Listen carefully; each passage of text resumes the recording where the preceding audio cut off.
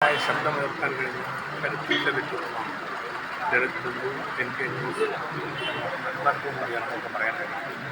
അദ്ദേഹത്തെ അനുസ്മരിക്കുമ്പോൾ നിരവധി ശ്രദ്ധേയമായ പ്രതികരണം, ശ്രദ്ധേയമായ രചനകൾ, അത് പുസ്തകങ്ങളിലൂടെ ആയാലും പ്രസംഗങ്ങളിലൂടെ ആയാലും ദളിത് ജനവിഭാഗങ്ങൾക്ക് വേണ്ടി വിട്ടുവീഴ്ചയില്ലാത്ത പോരാട്ടത്തിൽ ശക്തമായി ശബ്ദമെടുക്കും അദ്ദേഹത്തിന് കഴിഞ്ഞിട്ടുണ്ട് എന്നുള്ളത് ഏറ്റവും പ്രധാനപ്പെട്ട.